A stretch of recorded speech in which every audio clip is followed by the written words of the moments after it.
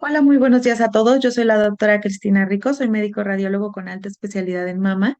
Muchas gracias por la invitación a presentar ante ustedes esta ponencia titulada El ABC del BIRATS por mastografía en el contexto del curso de capacitación continua en mastografía 2022.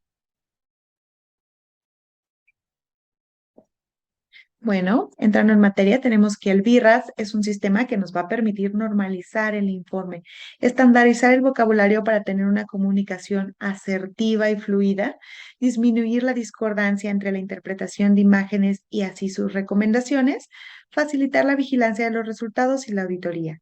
Fue creado por primera vez en 1993 por el American College of Radiology, con subsecuentes ediciones hasta llegar a la actual, que es la quinta edición de 2013 y ya con avances de la sexta edición que está por salir en 2023 de manera completa. Vamos a basar esta plática en la estructura del reporte que consta de los siguientes puntos que se muestran en la pantalla. Los vamos a ir desglosando uno por uno. Primero la indicación, pues bueno, vamos a tener diferentes indicaciones para realizar una mastografía. La primera que tenemos es el tamizaje, que nos permite detectar de manera temprana el cáncer de mama en pacientes asintomáticas. Es una indicación muy importante, ya que es el único método que ha probado disminuir de manera significativa la mortalidad, porque detecta el carcinoma ductal in situ y los carcinomas invasivos de manera más temprana y en estadios más iniciales. La palpación va a ser importante del tamizaje ya que existen lesiones que son palpables y que no son visibles por mastografía, por tanto no hay que desestimarlas, sobre todo en pacientes con mama densa. Aquí vamos a realizar proyecciones CC y MLO de cada mama para detectar el subgrupo de pacientes que va a continuar en tamizaje y el subgrupo de pacientes que va a ir a estudios de diagnóstico. La mastografía diagnóstica es cuando una paciente viene con signos o síntomas que sugieren cáncer de mama o alguna patología, cuando tiene cáncer ya diagnosticado, un hallazgo encontrado en tamizaje o en seguimiento. Aquí nos podemos utilizar Aquí podemos utilizar métodos complementarios como el ultrasonido, la tomosíntesis, la mastografía contrastada o la resonancia magnética. El VIRAX nos dice que tenemos que poner una indicación principal, ya sea tamizaje o diagnóstico, y de manera opcional podemos poner una indicación subcategórica o historia clínica relevante de la paciente. Por ejemplo, si es de alto riesgo, que le estamos siguiendo a esta paciente cuando es una mastografía de diagnóstico, y bueno, especificar qué tipo es lo que estamos haciendo o algo de historia relevante si es que estos datos se conocen. La composición de la mama es una breve descripción global del tejido mamario. Nos va a indicar la posibilidad de que una lesión esté oculta detrás del tejido fibroglandular denso. Se va a clasificar en cuatro categorías, A, B, C y D. Anteriormente se clasificaba en números uno, 2, 3 y 4. Sin embargo, esto cambió para no confundirnos con las categorías de valoración del BIRAS. Se va a basar en una estimación visual del tejido fibroglandular denso y en la posibilidad que éste tenga de ocultar lesiones. ¿Por qué es importante la densidad? Porque va a ejercer un efecto enmascarante que nos va a comprometer la precisión mamográfica y es un factor de riesgo inherente para desarrollar cáncer de mama. Aquí tenemos las cuatro densidades que existen. La el tejido, las mamas compuestas por tejido adiposo casi en su totalidad, tejido tipo A, que vemos aquí que la mayoría es tejido graso, el tejido tipo B o fibroglandular disperso, estos dos son mamas no densas y el tipo C y D son mamas densas. En el tejido tipo C, las mamas son heterogéneamente densas, que pueden ocultar algunos nódulos pequeños, y en el D, las mamas son muy densas, lo que va a disminuir la sensibilidad mamográfica. Como pueden ver, de la A a la D va disminuyendo la sensibilidad. Entre más aumenta la densidad, más disminuye la sensibilidad. ¿Qué densidad le vamos a asignar a una mama o a un estudio de mastografía si una mama es más densa que la otra? Pues bueno, se va a clasificar en base a la mama más densa. Por ejemplo, aquí tenemos de este lado en la mama derecha un tejido más fibroglandular disperso y en la mama izquierda un tejido heterogéneamente denso. Vamos a asignar una categoría tipo C. Vamos a pasar a los hallazgos importantes que tenemos que describir ampliamente en nuestro informe y cómo van a ser esto, los nódulos, distorsión de la arquitectura, calcificaciones y asimetrías. Aquí vemos las tablas que nos ofrece la quinta edición del BIRATS acerca de los hallazgos importantes a escribir. Tenemos los nódulos a los cuales les vamos a escribir forma, margen, densidad y también tenemos que especificar su tamaño. Las calcificaciones, que son las típicamente benignas, que son todas estas que vemos aquí, y las de morfología sospechosa, que en estas cabe mencionar que tenemos que describir su distribución, que va a ser esta que está aquí. En las benignas no es necesario. Tenemos también la distorsión de la arquitectura, las asimetrías, que son estas cuatro que más adelante vamos a desglosar, otros hallazgos, hallazgos asociados y cómo ubicar la lesión. Algunos cambios que existen de la quinta a la sexta edición, que ya vimos en algunos avances que fueron lanzados de la sexta edición del 2023, es que a las calcificaciones gruesas ya solo se les va a llamar gruesas, ya no se les va a llamar en palomita de maíz. Las redondeadas ya va a englobar a las puntiformes, es decir, ya no tenemos que distinguir entre redondeadas y puntiformes, sino únicamente redondeadas. Y la leche de calcio pasan a llamarse algo que todavía en los avances que tenemos en inglés se hace llamar layering, que podría ser una traducción en capas, mientras para esta presentación las vamos a seguir llamando leche de calcio hasta que salga una traducción en español. También del conducto dilatado solitario nos dice que si la paciente está sintomática, no hay hallazgos asociados como distorsión de la arquitectura, nódulos o microcalcificaciones, cabe considerarlo benigno, el ducto único solitario o ducto solitario dilatado. Y los hallazgos asociados, que son todos estos que vemos aquí, retracción cutánea del pezón, engrosamiento cutáneo, trabecular, adenopatías axilares, distorsión de la arquitectura y calcificaciones, los pongo aquí como en un zoom porque los vamos a estar viendo durante la presentación cuando presentemos el resto de los hallazgos. Entonces, primero que nada, la ubicación de la lesión. Tenemos que a las mamas las vamos a ubicar viéndolas de frente con un reloj que va a ir desde la 1 hasta las 12 y tenemos que distinguir y describir la lateralidad, si es derecha o izquierda, los cuadrantes y la distancia al pezón. La línea que pasa a través de los pezones de manera horizontal va a dividir la mama en superior e inferior y las líneas que pasan de manera vertical a través del pezón los van a dividir en cuadrantes externos e internos. Por tanto, vamos a tener así los cuadrantes superiores externos, los superiores internos, los inferiores externos y los inferiores internos. Y ya viéndolo en una mastografía, son líneas que se van a trazar del pezón hacia atrás o línea posterior del pezón. Y en la CC, en esta proyección, lo que esté arriba va a ser externo. Lo que esté abajo va a ser cuadrante interno. Y en la MLO, lo que esté arriba de esta línea va a ser superior y lo que esté abajo va a ser inferior. De modo que si tenemos una lesión ubicada en el cuadrante externo e inferior, va a ubicarse en el cuadrante inferior externo, como podemos ver en estas imágenes. También tenemos que describir la profundidad trazando dos líneas que van a dividir en tres tercios, tercio anterior, tercio medio y tercio posterior, como podemos ver aquí. Y bueno, si una lesión se encuentra justo detrás del pezón, se va a llamar retroareolar. Si se encuentra detrás del pezón, pero en el tercio medio o en el tercio posterior, se va a llamar central. Y vale la pena mencionar si es central en el tercio medio o central en el tercio posterior. Si se encuentra en la interlínea, es decir, en la interlínea de cuadrantes superiores, como podemos ver aquí, va a ser una lesión que está centro superior o en el radio aproximado de las 12. Si se encuentra igual en la interlínea de cuadrantes, pero en la MLO se encuentra inferior, va a ser una lesión que está en la interlínea de cuadrantes inferiores o centro inferior, aproximadamente en R6. Y si se encuentra en la MLO en la interlínea de cuadrantes externos, es una lesión que va a estar aproximadamente en R9, todo esto hablando de la mama derecha. Y si se encuentra en la interlínea de cuadrantes internos, pues aproximadamente en el radio de las 3. Y bueno, posteriormente ya vamos a pasar a los hallazgos que tenemos que describir, que son inicialmente los nódulos, que son lesiones tridimensionales, que por tanto tenemos que ver en dos proyecciones mamográficas diferentes. Sus bordes van a ser completa o parcialmente convexos.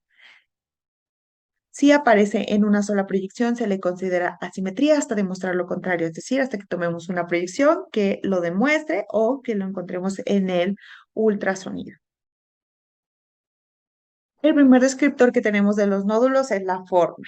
Ovalado quiere decir que va a tener tres ondulaciones o menos y va a tener una morfología elipsoide, como podemos ver aquí, todos estos nódulos.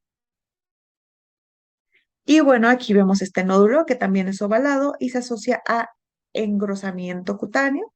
Al comparar con la piel de las otras mastografías, vemos cómo es diferente. Esta es gruesa y también cómo el tejido se encuentra engrosado o es un patrón trabecular o engrosamiento trabecular. Entonces, estos son hallazgos asociados que podemos encontrar. La siguiente va a ser la morfología redonda, que son nódulos que son globulares o esféricos, como podemos ver en estas imágenes. Y el tercero, irregular, es un nódulo que no es ni ovalado ni es redondo, como podemos ver aquí. Este no es ovalado, ya que tiene más de tres lobulaciones. Y pues bueno, este de aquí también, que no es ni redondo ni ovalado, es un nódulo irregular. Los márgenes van a constituir el límite de la lesión. Tenemos estos cinco diferentes tipos de márgenes. El circunscrito, antes llamado bien definido, bien delimitado de márgenes nítidos, me gustó poner cómo se llamaba antes porque describe muy bien cómo son estos márgenes. Al menos el 75% de la lesión debe de estar definida y esto indica que hay una adecuada transición entre el nódulo y el tejido que lo rodea. Puedes distinguir exactamente dónde empieza el nódulo en su margen y dónde termina. Al menos 75% debe de estar definido. Aquí vemos que un porcentaje está oscurecido o tapado por tejido, pero es menor al 25%. El siguiente son los márgenes oscurecidos, son todo margen oculto por tejido fibroglandular en al menos 25%. Como podemos ver aquí, todo este margen está oscurecido. Aquí hay otro nódulo que tiene más del 50% oscurecido, solo este margen de aquí no está oscurecido o está circunscrito. Y aquí vemos también este otro nódulo que tiene más del 25% de sus márgenes oscurecidos, por tanto son nódulos con márgenes oscurecidos. Los microlobulados son nódulos con ondulaciones de ciclo corto, como podemos ver aquí en este esquema, es como una nubecita. Es un hallazgo sospechoso, aunque también podemos encontrar aquí acúmulos de microquistes, pero bueno, hasta no demostrarlo, es un hallazgo sospechoso. Los nódulos indefinidos no se va a delimitar nítidamente del tejido circundante de manera total o parcial.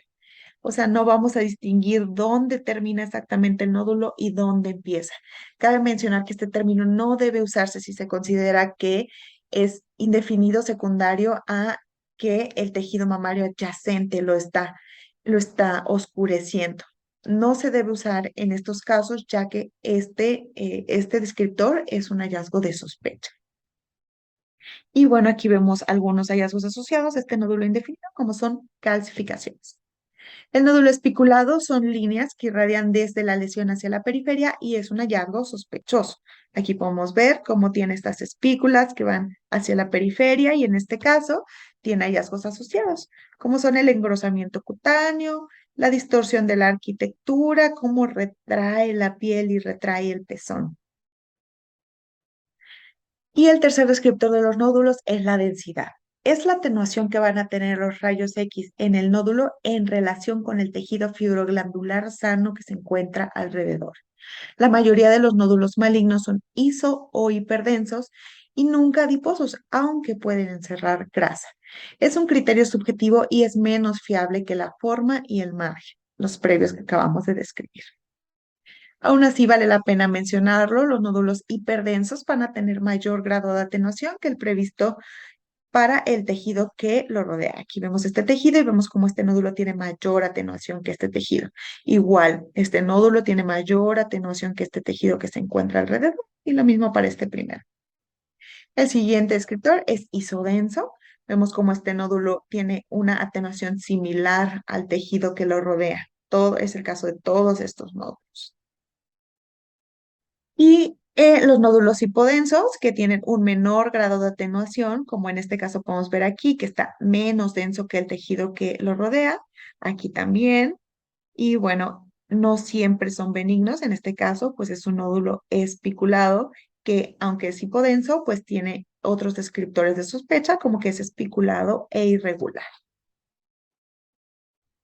Y los nódulos con contenido adiposo, como pueden ser los quistes oleosos, como es este que vemos aquí, los galactoceles, como es este que vemos aquí, la necrosis grasa, esta otra, los amartomas, que son el signo de la mama dentro de la mama, que tienen grasa y tejido fibroglandular, y pues bueno, los lipomas también, casi siempre son benignos, aunque recordemos que esta, por ejemplo, esta lesión tiene contenido adiposo, pero también tiene esta zona densa.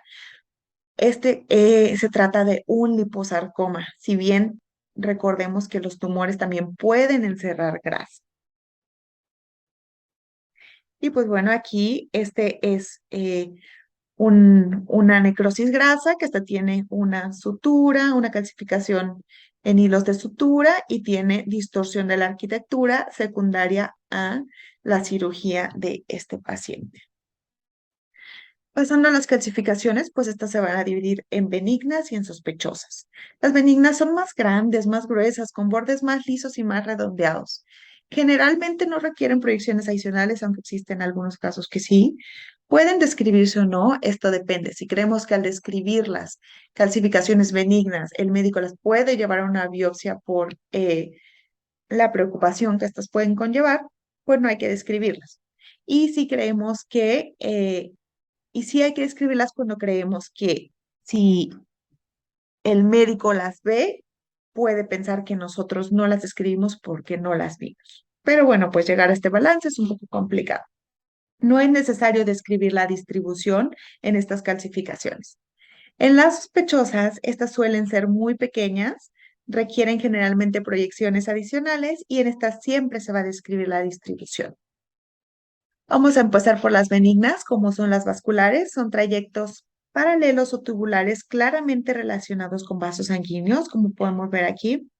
Y cuando existe duda, es decir, cuando vemos únicamente partículas finas que no son paralelas, que es un solo trayectito, vamos a hacer ahí proyecciones adicionales, como son magnificaciones para ver, como en esta que ya claramente se alcanza a ver que se relaciona con una estructura vascular.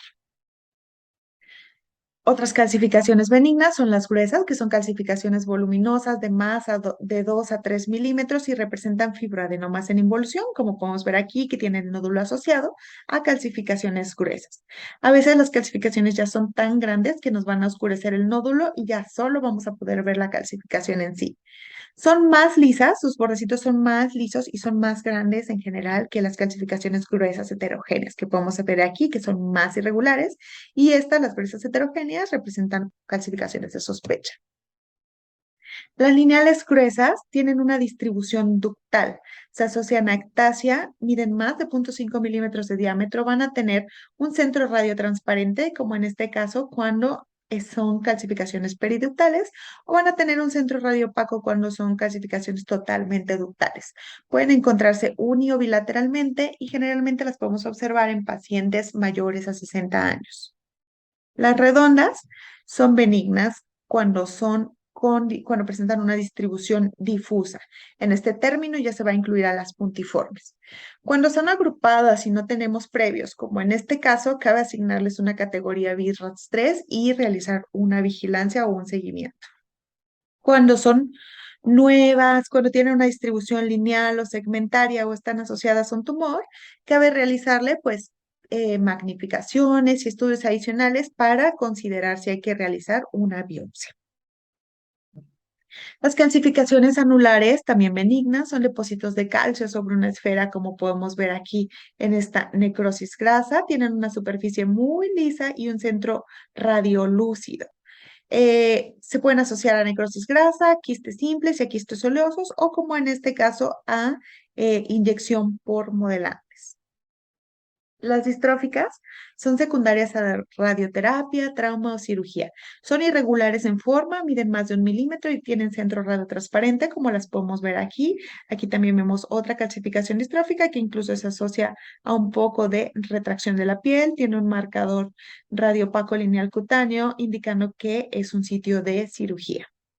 También las podemos ver cuando se retira un implante. La cápsula fibrosa a veces no se puede retirar de manera completa y quedan estas calcificaciones que Si bien se pueden confundir un poco con las gruesas heterogéneas, podemos seguirlas y ver cómo estas van aumentando de tamaño y nos confirman su naturaleza de distróficas. Las cutáneas van a tener un centro radiolúcido. Se van a formar en estas localizaciones, pliegue inframamario, parasternal, axila y periareolares. Y pues bueno, pueden agruparse en cúmulos. Cuando son atípicas, podemos tomar proyecciones tangenciales a la piel para confirmar que se encuentran en la superficie cutánea o que son intradérmicas. Tenemos también el signo del tatuaje, que son estas calcificaciones que vamos a ver que no van a cambiar de una proyección a otra. Todo el tiempo las vamos a ver similares y bueno, incluso aquí en estos casos se asocian a otras calcificaciones que sí se proyectan sobre la superficie cutánea. Las calcificaciones en leche de calcio van a representar sedimento de calcios en macro o en microquistes y a veces pueden estar agrupadas. En CCE las vamos a ver como, en este caso, como depósitos o como formas borrosas y redondas de calcificaciones y en las proyecciones laterales o MLO, sobre todo en las laterales estrictas a 90 grados, vamos a ver que cambian su morfología a una forma lineal, curva o semilunar, como en este caso. Pasan de ser redonditas a ser curvilíneas con la concavidad hacia arriba, o como en este ejemplo. Tenemos que tener mucho cuidado porque, por ejemplo, aquí vemos calcificaciones que son borrosas y redonditas y algunas sí cambian su morfología en la lateromedial, pero otras persisten quedándose igual.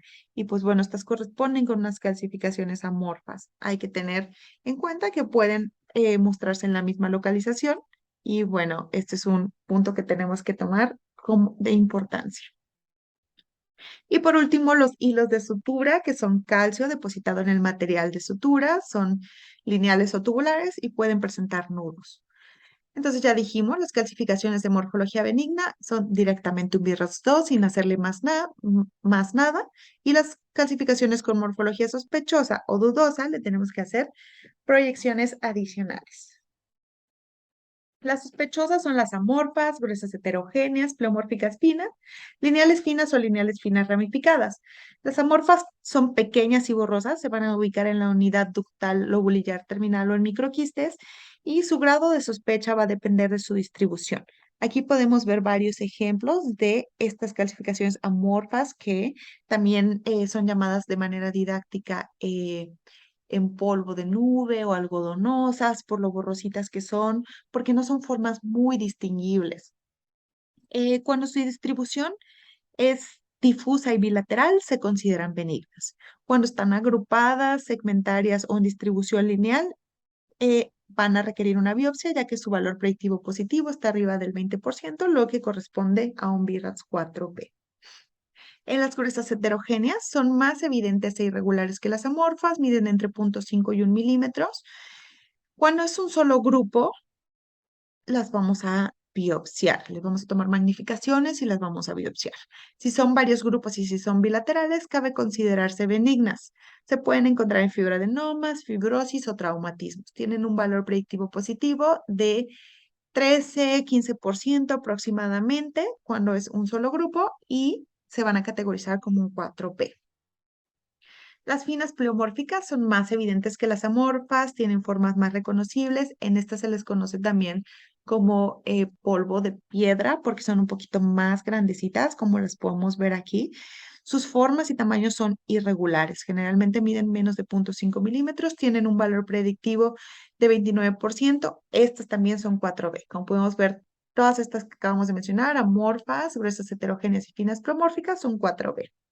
Ahora vamos a pasar a las 4C, que son las lineales finas o lineales finas ramificadas, que son delgadas, lineales irregulares, discontinuas o ramificadas, e independientemente de su distribución, son un 4C. Únicamente cuando son segmentarias y aparecen de novo, se les puede clasificar como un BIRADS 5 y se encuentran dentro de los ductos. Aquí podemos ver que forman usos o moldes. Pasando a la distribución, esta va a indicar la disposición de las calcificaciones dentro de la mama y vamos a ir desglosando una por una.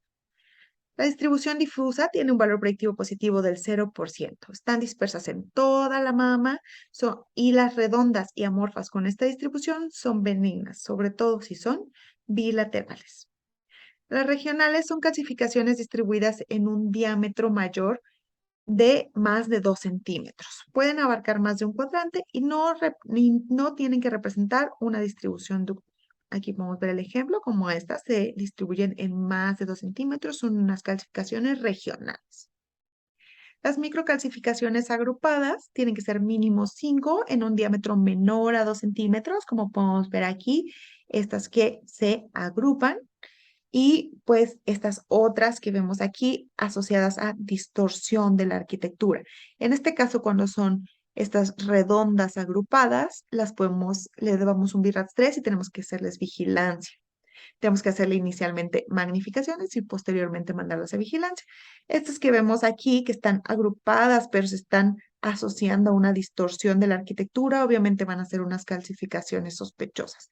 Y estas otras que vemos aquí, que son amorfas agrupadas, pues también van a tener un grado de presunción de un VIRATS 4B, como ya vimos. Las calcificaciones que tienen una distribución lineal tienen un aumento de la precisión de malignidad. Sugiere que se encuentran dentro de un grupo de un ducto, como podemos ver en estas imágenes. Y únicamente van a ser benignas las lineales gruesas y vasculares con distribución lineal. De ahí en más son sospechosas. Y por último, las segmentarias, que son depósitos de calcio ubicados en los ductos y en sus ramas y tienen posibilidad de multifocalidad. Estas se representan como un triángulo con la base periférica y el vértice hacia el pezón. Y bueno, aquí tenemos un hallazgo asociado que es una adenopatía axilar. La distorsión de la arquitectura.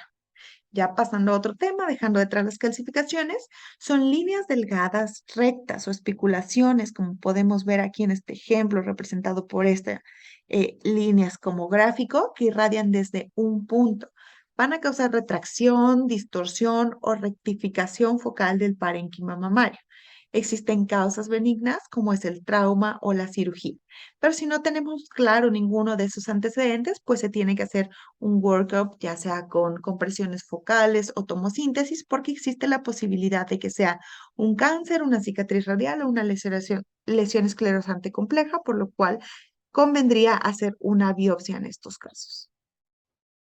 Pasando al siguiente tema, las asimetrías son depósitos unilaterales de tejido fibroglandular que no se consideran nódulos. Se diferencian de los nódulos porque estas son menos evidentes, semejan sectores de tejido fibroglandular, pero únicamente unilaterales, tienen un borde cóncavo y se intercalan con grasa. Existen 4 tipos de asimetría. La asimetría propiamente dicha, que es vista en una sola proyección, y el resto de las asimetrías, la global, focal y en desarrollo, se van a ver en 2 proyecciones. La simetría, como dijimos, se ve en una sola proyección y en su mayoría representan artefactos por superposición en tejido en más del 80%. Como vemos en este caso, aquí vemos el tejido simétrico de la mama derecha con la mama izquierda, sin embargo en la CCE vemos que hay una zona asimétrica, la cual dispersa de manera completa en la MLO. Es una simetría que demostró corresponder únicamente con tejido fibroglandular, como es en la mayoría de los casos.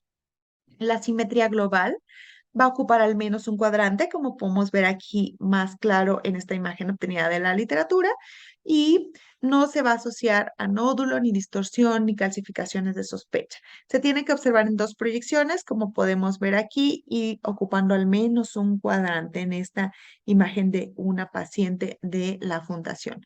Generalmente, si no es palpable, se considera una variante normal y se categoriza como BIRATS 2.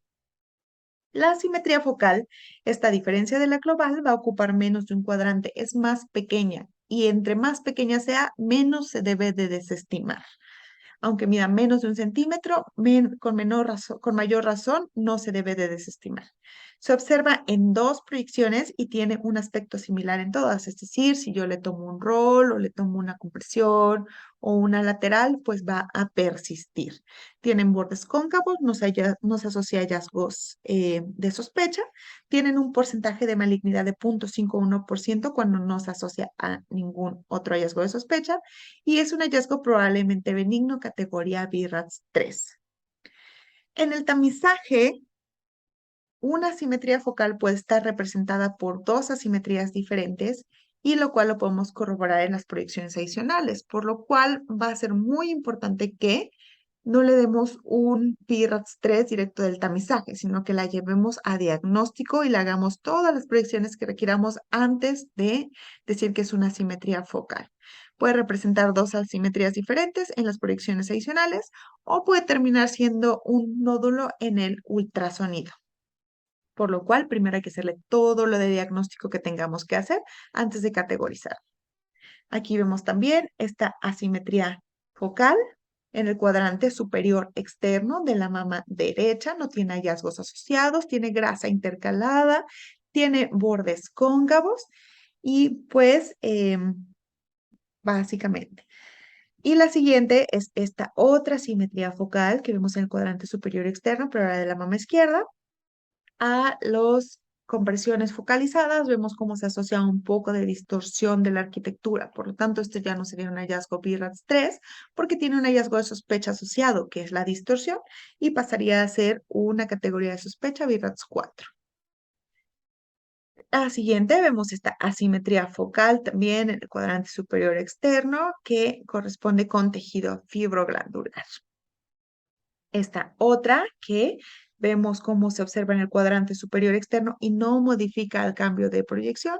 Sin embargo, tampoco, bueno, el ultrasonido mostraba ser tejido fibroglandular. Esta se puede categorizar como BIRADS 3 si es que no tiene estudios previos para comparar estabilidad. La simetría en desarrollo es lo mismo que una simetría focal, pero más grande, más evidente o de reciente aparición. Antes no la veíamos y ahora sí la vemos. En las mastografías de tamizaje, 15% de estas son malignas, o sea, el valor predictivo positivo es de 15%. Y las mastografías de diagnóstico, 26% van a ser malignas. Corresponde a una categoría BIRADS 4. Aquí podemos ver este ejemplo como aumentó de densidad.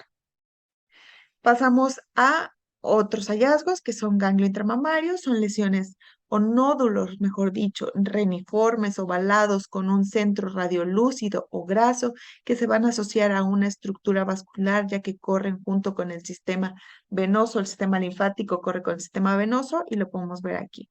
Miden menos de 1 centímetro generalmente y cuando miden más de 1 centímetro no pasa nada siempre y cuando este sea a expensas de su hilo graso. Las lesiones cutáneas son lesiones que vamos a ver en la piel. En este caso vemos que tiene un halo radiolúcido o que tiene líneas radiolúcidas que pasan a través de la lesión y alrededor, este es el aire que se encierra cuando comprimimos la mama, que se encierra ahí en la lesión. El ducto solitario, que ya discutimos un poco, que si no tiene ningún síntoma ni ningún hallazgo de sospecha asociado, cabe considerarlo benigno si no tiene nódulos, calcificaciones en su interior o distorsión asociada. Vamos a pasar a la comparación con previos. Es preciso consignar con qué estudio se ha comparado, especificar la fecha o si no tuvo comparativos. Y ya que especifiquemos eso, tenemos que poner si creció, se mantuvo estable o disminuyó. ¿Qué pasa si encuentro una imagen de sospecha, pero está estable? De todas maneras, en estos casos debemos guiarnos por la mastografía y por la distribución, ya que pueden representar cánceres de lento crecimiento o cánceres que nada más pues no son invasivos. La valoración van del 0 a 6 y deben basarse en las características más preocupantes. Siempre, aunque tengamos un hallazgo como BIRADS 3, pero si tenemos una lesión o unas clasificaciones que son BIRADS 4, vamos a clasificarla como BIRADS 4. El más preocupante es el que va a predominar y al que va a tener la categorización final. La categorización debe ir con su respectiva recomendación, excepto en casos especiales. Vamos a pasar a revisar cada una de ellas. Tenemos que el BIRAD 0 es un estudio insuficiente y que requiere otros procedimientos para llegar al diagnóstico.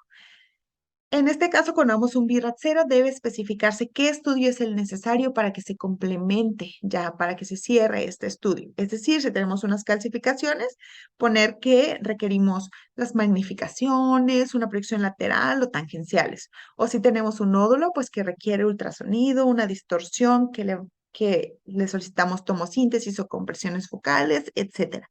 Pero tenemos que especificar qué es lo que queremos de...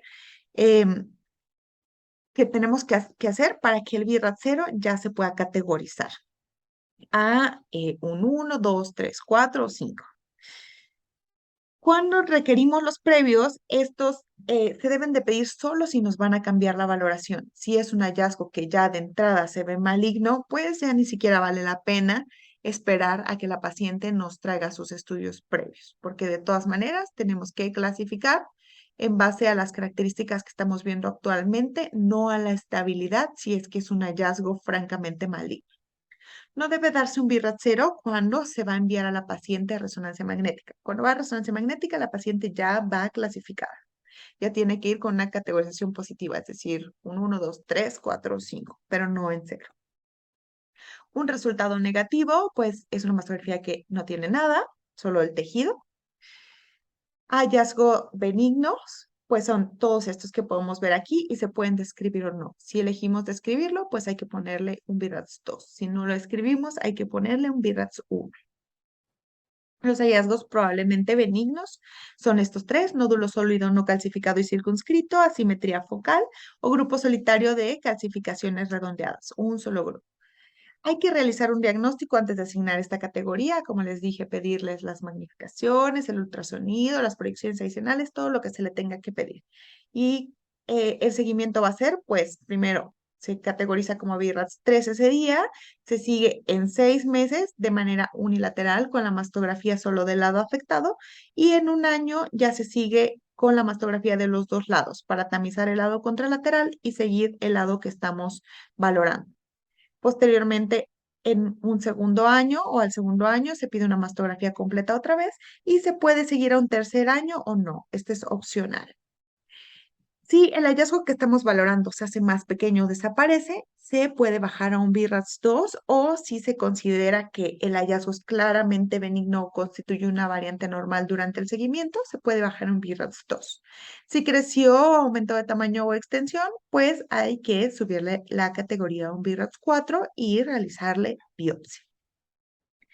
Y el 4, pues bueno, va a ir de una probabilidad de malignidad desde un 2 hasta un 95%. Es el techo del 3 y el piso del 5. Entonces, pues aquí van a llegar casi todas las biopsias. Casi todas las biopsias van a pertenecer a esta categoría.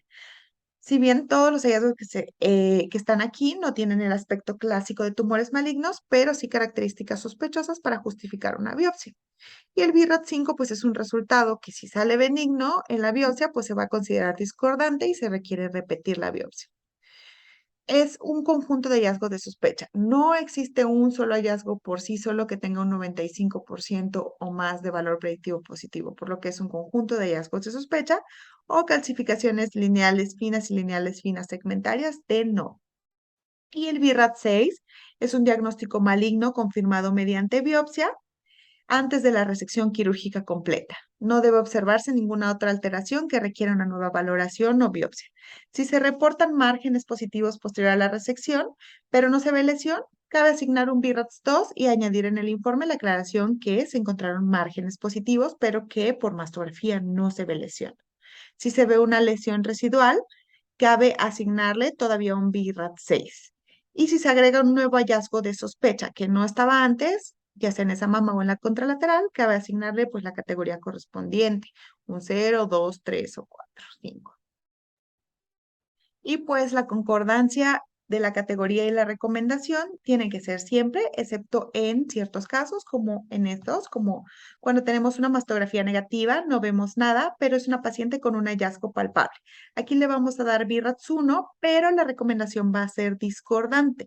Vamos a recomendar que continúe con su tamizaje anual, pero si el contexto clínico lo indica, que saque una interconsulta quirúrgica o una biopsia. Hallazgos malignos pueden no ser visibles en las imágenes, pero sí ser palpables. Un quiste simple es un BIRATS 2, pero si es doloroso o sensible, podemos recomendar igual el tamizaje anual y una aspiración terapéutica para aliviar la molestia. El implante mamario, pues es un BIRATS 2, pero si está roto, cabe recomendar el tamizaje anual e interconsulta con el cirujano para normar conducta. Como conclusiones, el BIRATS es un documento práctico y dinámico con el fin de estandarizar la comunicación, todos los médicos involucrados en la lectura de estudios de la mama debemos entender y utilizarlo, ya que permite un adecuado flujo de la información. Y pues bueno, estamos en espera de las sorpresas que nos trae la sexta edición de 2023. Aquí solo quise poner esta campaña que se llama Almost Perfect Hands, que es de un centro de cáncer.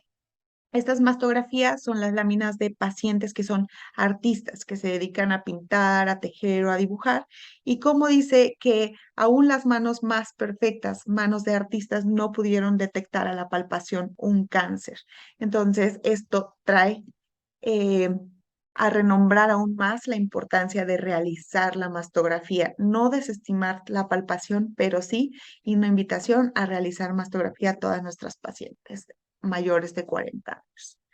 Muchísimas gracias.